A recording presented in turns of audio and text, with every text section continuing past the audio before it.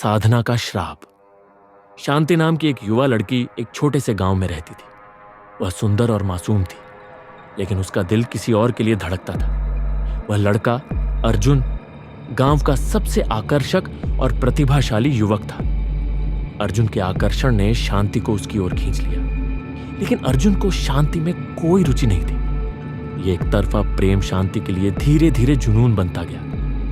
एक दिन शांति ने अपनी सबसे करीबी सहेली से अपनी पीड़ा साझा की। सहेली ने उसे एक साधु के पास जाने का सुझाव दिया, जो कहा जाता था कि किसी भी मनोकामना को पूरा कर सकता है। शांति ने इसे अपनी आखिरी उम्मीद मान लिया। वह रात के अंधेरे में उस साधु के पास पहुंची। साधु ने उसे गंभीरता से देखा और कहा, जो तुम मांग रही हो वह आसान नहीं है। यह साधना कठिन और खतरनाक है। अगर इसमें कोई गलती हुई तो इसका परिणाम भयानक हो सकता है। लेकिन शांति ने बिना कुछ सोचे समझे हामी भर दी। साधु ने उसे एक विशेष मंत्र और प्रक्रिया दी और कहा कि यह साधना उसे अर्जुन को हमेशा के लिए उसका बना देगा। साधना को पूरा करने के लिए उसे एक काले तंत्र के स्थान पर 7 रातों तक अकेले रहना था, बिना किसी डर या रुकावट के। हर रात उसे दीपक जलाकर मंत्र पढ़ना था। शांति ने साधना शुरू कर दी। पहली रात शांत थी, लेकिन उसे अजीब अजीब सी परछाइयां दिखाई दी। उसने इसे अपनी कल्पना समझकर अनदेखा कर दिया। दूसरी रात एक ठंडी हवा ने उसे घेर लिया और उसे किसी के फुसफुसाने की आवाजें सुनाई दी। डर के बावजूद उसने साधना जारी रखी।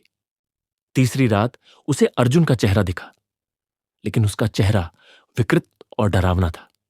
शांति को लगा कि यह साधना का हिस्सा है। चौथी और 5वीं रातें और भी भयावह हो गईं। उसे महसूस हुआ कि कोई उसके आसपास घूम रहा है, उसकी सांसों को महसूस कर रहा है। छठी रात शांति का धैर्य टूटने लगा। उसने महसूस किया कि वह किसी भयंकर शक्ति के प्रभाव में आ गई है, लेकिन अब साधना छोड़ना संभव नहीं था। 7वीं रात आई। शांति पूरी तरह कमजोर और डरी हुई थी। जब उसने मंत्र पढ़ना शुरू किया तो चारों ओर अजीब सी आवाजें गूंजने लगीं। अचानक एक भयानक आकृति उसके सामने प्रकट हुई। वह आकृति विकृत और खून से लथपथ थी। उसने शांति से कहा, तूने जिस प्रेम की साधना की वह तेरी आत्मा को मेरी दासी बना चुकी है। अब तुझे मुक्ति नहीं मिलेगी। शांति ने रोते हुए उसे छोड़ने की प्रार्थना की, लेकिन वह आकृति हंसते हुए गायब हो गई। उसी क्षण शांति का शरीर ठंडा पड़ गया और उसकी मौत हो गई। गांव वालों ने अगले दिन उसे उसी स्थान पर मृत पाया। उसके चेहरे पर एक स्थायी डरावनी अभिव्यक्ति थी। कोई नहीं जान पाया कि उसकी मौत का कारण क्या था, लेकिन तब से जो भी उस स्थान पर गया उसने शांति की चीखें और उसकी आत्मा को सहायता मांगते हुए देखा।